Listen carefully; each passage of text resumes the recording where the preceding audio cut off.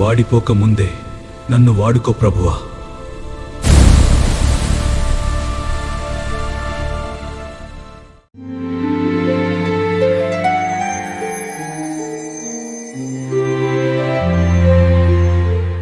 అతి సుందరుడు, అతి కాంక్షణీయుడు అయిన యేసుక్రీస్తు ప్రభు నామమున అందరికీ వందనాలండి.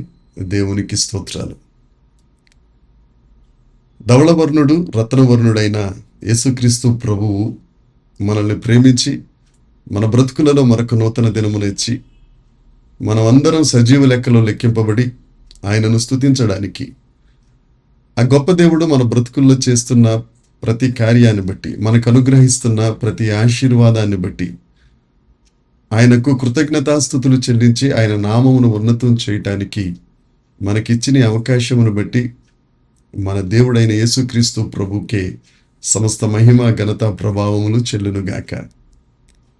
ఆ ఉన్నవాడు అనువాడైన దేవుడు ఈ నూతన దినములో మనకు అనుగ్రహించిన పరమవాక్య ధ్యానము, కృపావార్త, పరమగీత గ్రంథము 4వ అధ్యాయము 11వ వచనము. ప్రాణేశ్వరి, నీ పెదవులు తేనీయలొలుకుచున్నట్టున్నవి. దేవునికి స్తోత్రం కలుగునుగాక, దేవునికి మహిమ కలుగునుగాక. దేవుని యందు ప్రియమైన వారులారా, ఈ ధ్యాన వాక్యమును గత 4 రోజులుగా మనం ధ్యానిస్తున్నాం. లేఖనాలలో ఉన్న కుమార్తెల గురించి, వారి యొక్క ఆహార వ్యవహారములలో రక్షణ అనుభవముల గురించి, నిన్నటి దినమున దేవుని యొక్క వాక్యము ఏ విధంగా మనలను నడిపిస్తుంది, బలపరుస్తుంది, ఆ సియోను కుమార్తె అనుభవంలోనికి ఏ విధంగా తీసుకెళ్తుందన్న వాక్యమును ధ్యానించడానికి గొప్ప దేవుడు మనకు సహాయం చేశారు.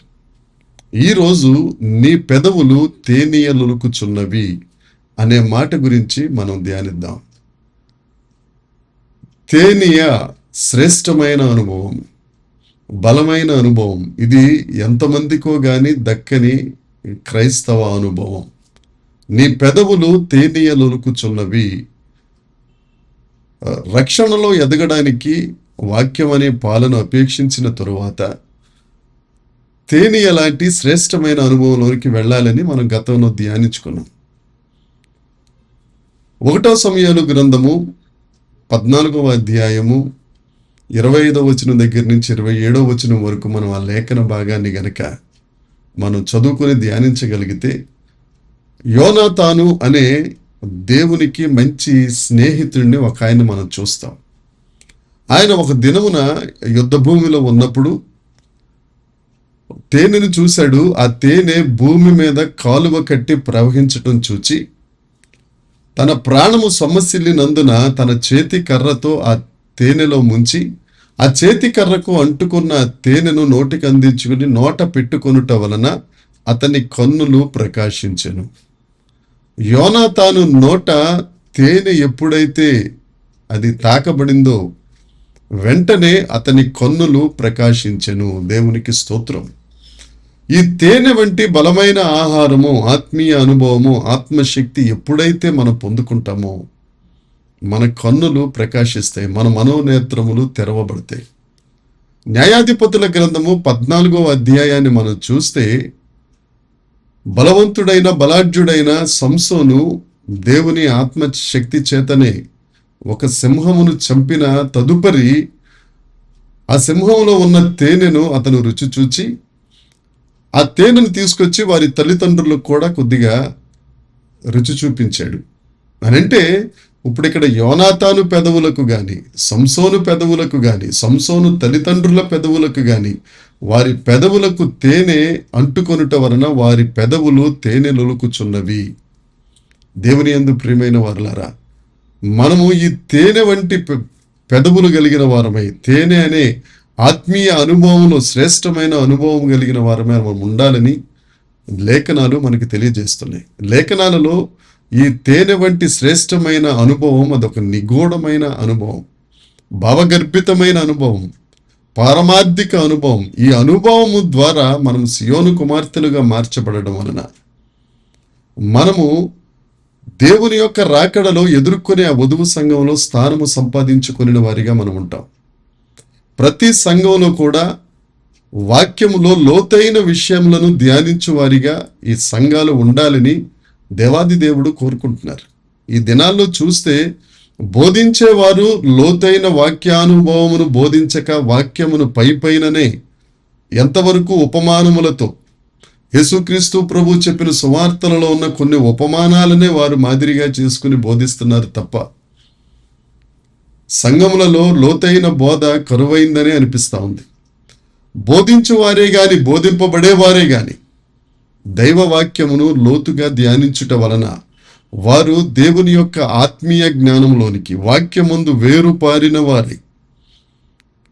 వారు 30దంతులుగా 60దంతులుగా 100ంతులుగా ఫలిస్తూ అనేకులకు ఆహారం అవుతూ దేవుని రాజ్యమును విస్తరింపచేసే వారిగా ఉండాలని బోధింపబడేవారి గాని ఎవరైనా గాని ఆత్మజ్ఞానంలో ఎదగాలని దేవుడు కోరుకుంటున్నారు.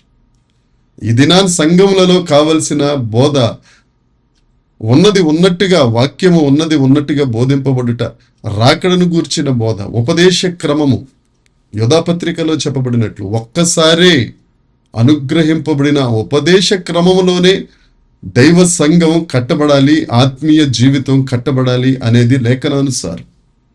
రకరకాల బోధలు, రకరకాల ప్రచారాలు, లోతైన విషయములను దాటించి పైన విషయమును ధ్యానించే వారిగా మనం ఉండకూడదు.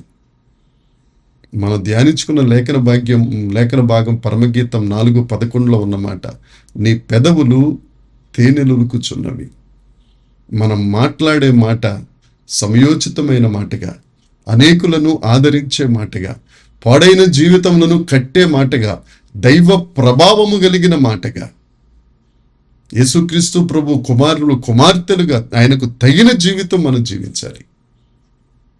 అలాంటప్పుడు దేవుడు తప్పక మనల్ని ఆశీర్వదిస్తారు. ఇంకా ఎంతసేపు బబులోను కుమార్తెలుగా లోక పనికిరాని మాటలు, యెరూషలేము కుమార్తెలుగా పాల వంటి ఆహారంలోనే ఉండి మేము పరలోకం వెళ్ళిపోవాలండి, మేము స్వర్గప్రాప్తి పొందుకుంటాం అనే మాటలు మనం మాట్లాడరాదు. దయచేసి నా మాటలు కాస్తంత కఠినంగా ఉన్నా ఈ మాటలోని అంతరార్థమును అర్థం చేసుకుందాం. దైవ జనాంగమా, వాక్యమందు వేరుపారినిగా ఉండాలి. దేవుని ఆత్మ విషయంలో అనుభవ జ్ఞానం కలిగిన వారిగా ఉండాలి. మనం చదువుకుంటున్న వాక్యం ఏం చదువుతున్నాం, ఎలా చదువుతున్నాం, అందున్న విశేషం ఏమిటి, ఆ దేవుని యొక్క గుణాతిశయములు ఏమిటి, ఆ దేవుని యొక్క ఔన్నత్యం ఏంటి, మన దేవుడు ఎలాంటి వాడు. మోషే అంటాడు కదా, వేలుపుల్లలో నీ వంటి వాడెవడయ్యా, నిన్ను పోలిన వాడెవడు. దేవుణ్ణి ఎంత అనుభవిస్తే, ఎంత శ్రేష్టమైన నిగూఢమైన పారమార్థిక అర్థంలోనికి వస్తే మోషే ఆ మాట చెప్పగలిగారు. అందుకే మోషే సాక్ష్యం పొందుకున్నాడు, నా ఇల్లంతటిలో నమ్మకస్తుడు. ఆయన శవశరీరం ఇప్పటి వరకు దొరకలేదండి. ద్వితీయోపదేశకాండం 34వ అధ్యాయం 5-6 వచనాలు చూస్తే దేవుడే ఆయనను పాతిపెట్టెను. ఎంత గొప్ప అనుభవం. దేవుని యందు ప్రియమైన వారులారా, అట్టి ఆత్మీయ అనుభవంలోనికి మనందరం వేరుపారాలని, నడవాలని దేవుని యొక్క ఆకాంక్ష. ఒక్కసారి మనల్ని కట్టుకుందాం. మన దైవిక ఆత్మీయ గుడారములను మనం కట్టుకుందాం. ఆ దేవుని కొరకు, ఆయన దేవుని సంతోషపెట్టేవారిగా ఉందాం. అట్టి జీవితం దేవుడు మనందరికీ అనుగ్రహించునుగాక. దేవునికి మహిమ కలుగునుగాక. చిన్న మాట ప్రార్థన చేద్దాం. పరలోకమందున మా తండ్రి, పరిశుద్ధుడా, కృప కలిగిన దేవుడా, నీకు వందనాలు ప్రభువా, నీకు స్తోత్రం. నీ పెదవులు తేనెయలుకుచున్నవి. తేనె యోనాతాను కన్నులకు ప్రకాశాన్ని ఇచ్చింది ప్రభువా. తండ్రి, మేము వాక్యంలో ఉన్న లోతైన విషయాలు, ఆత్మీయ సత్యములు గ్రహించాలి తండ్రి. ఇంకా ఎంతవరకు పైనే ప్రభువా, నీ యందు వేరుపారిన వారమే, నీతో కలిసిపోయిన వారమే, నీతో మమైకమైన వారమే, నీ యందు వైరాగ్యం కలిగిన వారిగా, నీ పోలికగా, నీ సువాసనగా మేము మారిపోవాలి తండ్రి. అట్టి కృప మా అందరికీ అనుగ్రహించి మీరు మహిమ పొందమని యేసుక్రీస్తు నామమున ప్రార్థించి అడిగి వేడుకొనుచున్నాం తండ్రి. ఆమేన్. దేవుని కృప మనందరికీ తోడుగా ఉండునుగాక. దేవుడు మనలందరినీ ఆశీర్వదించునుగాక. ఆమేన్, ఆమేన్, ఆమేన్.